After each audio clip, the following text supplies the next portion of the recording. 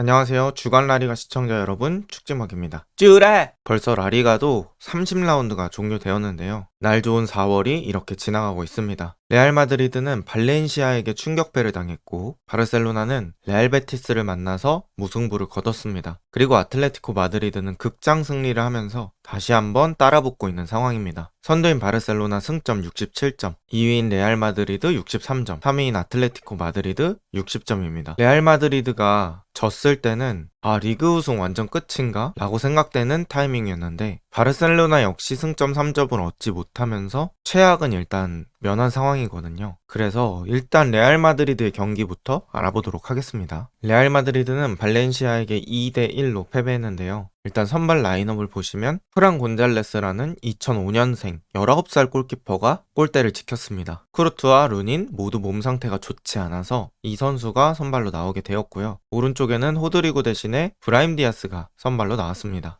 일단 이 경기에서 가장 중요했던 선수 바로 발렌시아의 마마르 다슈빌리 골키퍼입니다. 마마르 다슈빌리는 이미 리버풀로 이적이 되어 있는 상태고요. 이번 시즌 마무리 후에 리버풀로 옮겨갈 예정입니다. 그런데 이 경기에서 정말 미친 퍼포먼스를 보여줬어요. 일단 전반 초반에 비니시우스의 PK를 막기도 했고요. 경기 전체적으로 선방 8개를 보여줬는데 기본기에서 나올 수 있는 선방 그리고 재능에서 나올 수 있는 선방 골고루 보여주면서 기대 득점 3.47이었던 레알 마드리드의 슈팅을 1실점으로 막아냈습니다. 그리고 이 1실점도 사실 마마르 다슈빌리가 통제할 수 없는 범위였어요. 코너킥에서 비니시우스 앞쪽으로 공이 떨어졌기 때문에 정말 어쩔 수 없는 상황이었죠. 그리고 이 PK 선방이 중요했던 이유는 비니시우스가 PK 실축하고 나서 거의 바로 레알 마드리드가 실점을 하게 됩니다. 그래서 이 게임 분위기가 넘어가지 않는 것에 또 기여를 했죠. 레알 마드리드 입장에서는 상당히 미울 수밖에 없을 것 같아요. 이 경기에선 비니시우스와 프란 가르시아 이렇게 두 명이 왼쪽에서 조합을 맞췄는데요. 프란과 같이 만들어가는 느낌은 호드리구가 더 괜찮다고 느꼈습니다. 지금 상황처럼 비니시우스가 공을 잡고 있는 시점에서 프란 가르시아가 왼쪽으로 합류해 주는데요. 그럼 측면 수비수와 2대1 상황이 됩니다. 그때 호드리구는 프란 가르시아에게 내주는 빈도가 비니시우스보다 많습니다. 그런데 비니시우스는 프란 가르시아를 이용해서 경우의 수로 삼고 자신이 드리블을 치는데 사용을 하죠. 물론 정답은 없지만 만약에 비니시우스가 풀백을 이런 식으로 활용한다면 공을 뺏겼을 때는 수비적인 리스크가 존재하게 됩니다. 풀백까지 같이 올라와 있는 상황이니까요. 그래서 이 비니시우스를 쓸 땐 뒤쪽에서 수비적인 보조를 해주는 맨디가 더 적절할지도 모르겠다 라고 생각을 했습니다. 애초에 지난 시즌 챔피언스리그 우승도 그 조합으로 만들어냈으니까요. 또 저는 이 경기에서 발렌시아 수비진을 칭찬하고 싶은데요. 일단 3명의 센터백의 역할이 아주 좋았습니다. 측면 쪽 공간은 허용하더라도 결국에 가운데 쪽에서 수비를 성공시키면서 결정적인 찬스를 최대한 허용하지 않으려고 노력했고요. 그리고 지금 장면처럼 측면으로 한 명이 빠져나갔을 때 다른 선수가 그 공간을 채워주는 그런 체계들이 되게 유기적으로 잘 이어졌던 것 같습니다. 발렌시아가 시즌 중에 감독을 바꿨는데 그 이후로부터 성적이 많이 괜찮아졌어요. 그리고 그런 것들이 지금 같은 장면에서 티가 나는 것 같습니다. 그리고 발렌시아는 5백 시스템으로 수비를 했는데 그랬을 경우에는 가운데 센터백 말고 나머지 좌우 센터백이 미리 하프 스페이스에 도착해 있기 때문에 꽤나 끈적한 수비 구조를 만들어낼 수 있습니다. 그래서 생각보다 레알 마드리드는 이 수비 구조를 뚫는데 많이 애를 먹었습니다. 그리고 이 레알 마드리드의 실점 장면을 한번 볼게요. 지금 디아카비라는 선수가 뛰어들어오면서 헤더를 하거든요. 이 디아카비가 190이 넘는 신장을 가지고 있는데 이 디아카비가 달려오면서 프리로 헤더를 할 수 있게 레알 마드리드 수비진이 냅뒀어요. 지금 결국에는 리디거와 경합을 하는 장면이 되는데요. 리디거는 제자리 점프, 디아카비는 런닝 헤더를 하다 보니까 높이에서 차이가 날 수밖에 없고요. 리디거는 지역 방어를 생각했던 것 같고 안에서 공이 오면 그때 막자라고 생각을 했던 것 같은데 디아카비 선수한테 레알 선수 중에 한 명이 맨투맨까지 붙였으면 어땠을까 라는 생각을 해봅니다. 가장 위협적인 존재 중에 하나니까요. 그래서 추가 견제가 아쉬우면서 실점을 하게 됐고요. 또 비니시우스의 동점골로 인해서 레알 마드리드가 따라잡아 보지만 결국에는 발렌시아의 좋은 수비벽을 뚫어내지 못했고요. 이 마지막 실점 장면에서 레알 마드리드가 역습으로 실점을 하게 됩니다. 그때 스루 패스가 한번 뚫리니까 발베르데가 미처 따라가지 못하더라고요. 그래서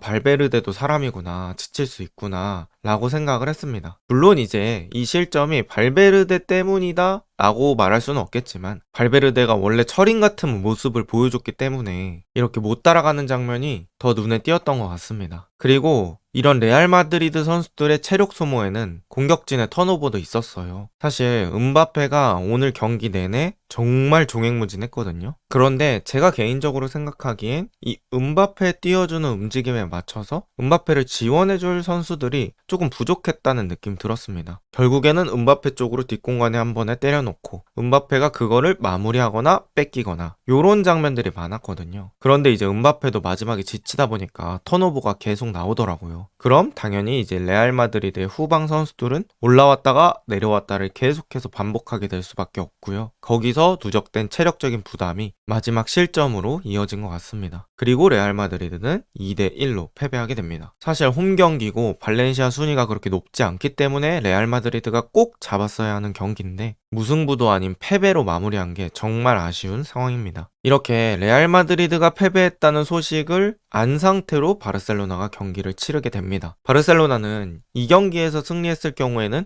리그 우승에 상당히 유리해지는 상황이었어요. 그런 상황에서 베티스와 1대1로 비기게 되고요. 확실히 베티스가 레알 마드리드를 잡은 게 결코 운이 아니다 라는 것을 보여주는 경기였습니다. 일단 하피냐 대신 페란이 선발로 나왔고요. 페란이 요새 컨디션 좋기 때문에 충분히 자격이 있다고 생각됩니다. 그리고 이니고가 몸에 불편함을 느껴서 아라우오가 선발 출전했고요. 나머지는 주전을 가동했던 바르셀로나입니다. 일단 바르셀로나의 첫 골이 아주 아름답게 들어갔습니다. 라민 야말이 두세 명을 자신에게 달고 안쪽으로 들어오면서 페란에게 패스. 페란이 사실 자신의 몸보단 조금 뒤쪽으로 공이 왔는데 다리를 넓게 벌리면서 가비 쪽으로 한 번에 패스를 넣어줍니다. 여기서 페란의 최근 컨디션을 확인할 수 있는 게 사실 저런 공을 잡아놓고 다시 돌려준다든지 스텝을 하나 더 밟는 타이밍이 생긴다든지 이렇게 됐을 때는 가비한테 저 타이밍의 패스를 못 줬을 겁니다. 하지만 페란이 딱 그 타이밍에 가비에게 돌려주면서 가비가 거의 프리 찬스를 맞았고요. 가비도 반대쪽으로 땅볼 슈팅 적절하게 마무리하면서 1대0으로 기분 좋게 바르셀로나가 앞서갑니다. 그런데 얼마 있지 않아서 바르셀로나가 실점을 하게 되는데요. 여기서는 세트피스에서 코너킥 득점이 있었습니다. 일단은 아라우오의 수비가 상당히 아쉽다고 볼 수 있어요. 나탕이라는 선수한테 실점을 하게 되는데 아라우오가 처음에 나탕에게 맨투맨을 붙어 있었어요. 그러면 아라우오가 나탕은 확실히 막아줬어야 되는데 나탕은 점프를 뛰고 아라우오는 거의 점프를 뛰지 못했거든요. 일단 이거는 순수 1대1 싸움에서 아라우오가 졌다고 볼 수 있겠고 사실 아라우오가 바르셀로나 수비진 중에서는 운동 능력이 가장 좋다고 볼 수 있잖아요. 탄력도 좋고 스피드도 있고 피지컬도 좋기 때문에 그럼에도 이런 장면이 나왔다는 건 아쉽다고 볼 수 있겠습니다. 아라우오가 사실 센터백에서 꽤 후순위로 밀린 상황에서는 이런 장면에서 실수가 나오지 않아야 하는데 순위가 위쪽으로 다시 올라가기에는 아쉬운 장면들입니다.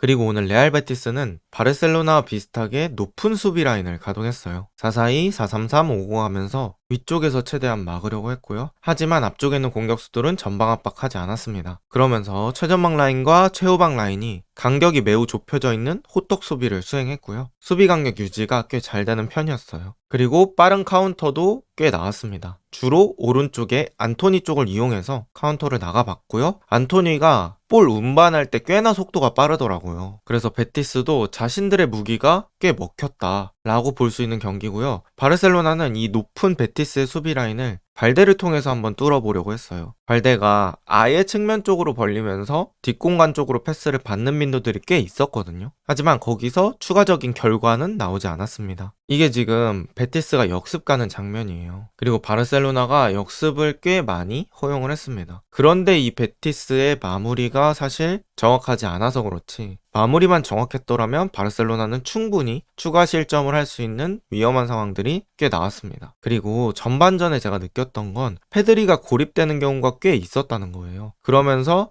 페드리가 패스길을 워낙 잘 보는 선수이긴 하지만 그래도 어려운 패스길들이 많았다. 그래서 페드리에게 턴오버가 크게 한 2번 정도 나왔고요. 이런 것도 전반전에 발생했던 문제라고 볼 수 있겠습니다. 그리고 이제 후반전에는 바르셀로나가 베티스 수비진을 계속 두드렸어요. 하피냐도 교체 투입하고 제라르 마르틴, 에릭 가르시아 이런 선수들을 투입했지만 베티스가 후반까지 수비 간격 유지가 되게 잘 되면서 바르셀로나는 베티스를 뚫지 못했습니다. 일단 4-4-2 베이스의 수비를 하고요. 저렇게 안쪽으로 들어왔을 때 선수들이 한 번에 쫙 조여주면서 공간을 줄여줍니다. 그러면서 후반에 바르셀로나의 빅찬스가 한 번도 나오지 못했고요. 결국에는 스코어의 변화 없이 1대1로 종료됩니다.